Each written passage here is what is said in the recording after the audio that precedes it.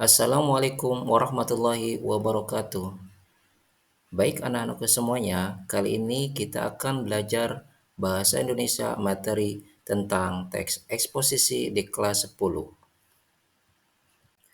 Materi teks eksposisi yang akan kita pelajari mengenai pengertian, struktur, jenis, dan kaidah kebahasaan.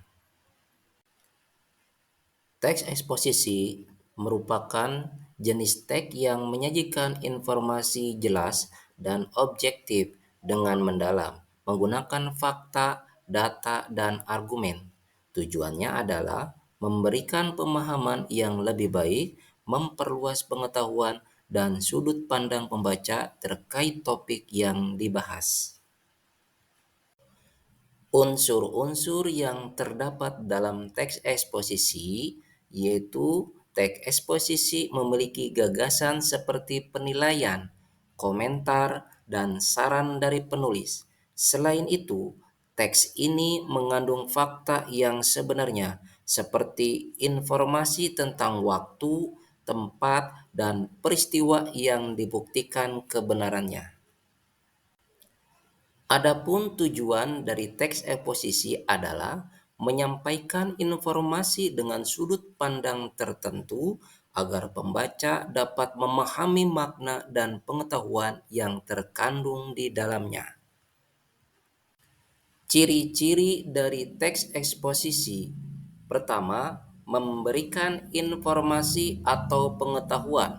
Kedua, menggunakan bahasa yang baku.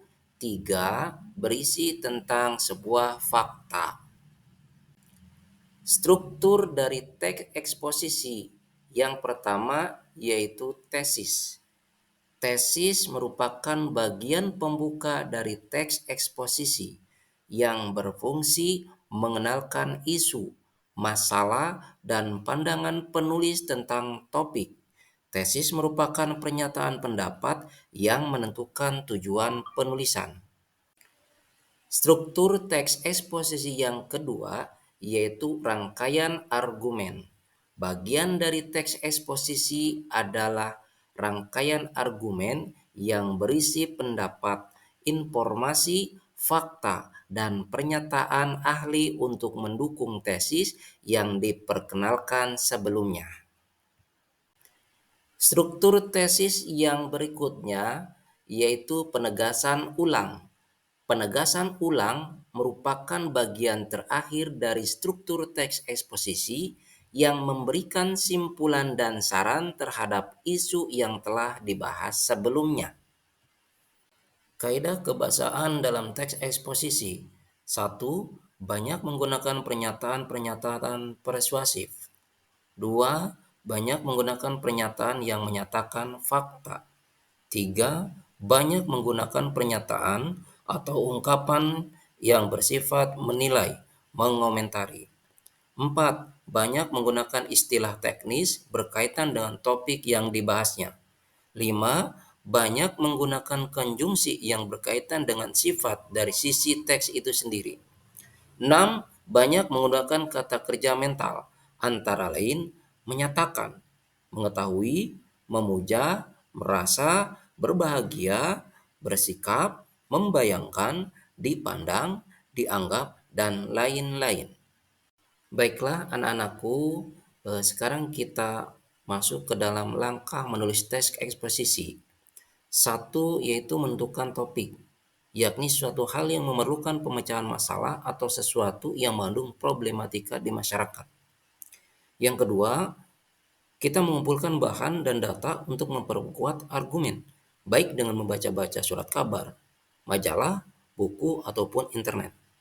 3. Kita membuat tulisan atau kerangka tulisan berkenaan dengan topik yang akan ditulis, yang mencakup tesis, argumen, dan penegasan ulang atau kesimpulan. Keempat nih, yaitu mengembangkan tulisan sesuai dengan kerangka yang kita buat tadi. Argumentasi dan fakta yang telah dikumpulkan kita masukkan ke dalam tulisan secara padu sehingga teks yang kita buat dapat meyakinkan halayak. Berikut ini disajikan contoh teks eksposisi tentang manfaat dari meminum air putih. Pada bagian tesis, salah satu hal yang paling fundamental dalam menjaga kesehatan tubuh adalah meminum air putih sebab banyak manfaat yang diperoleh untuk tubuh. Meminum air putih sanggup membersihkan segala bentuk toksin dari tubuh serta memberikan nutrisi penting ke dalam sel-sel tubuh. Dengan begini, pencernaan terbantu dan tubuh terjaga dari dehidrasi. Bagian rangkaian argumen. Rata-rata sebanyak 8 gelas air dibutuhkan tubuh perharinya. Tidak hanya sanggup membersihkan tubuh dari unsur-unsur kontaminan, air juga sanggup mengisi tubuh tanpa menambah kalori. Menjaga keseimbangan minum air setelah makan akan membantu dalam proses penurunan badan lebih cepat.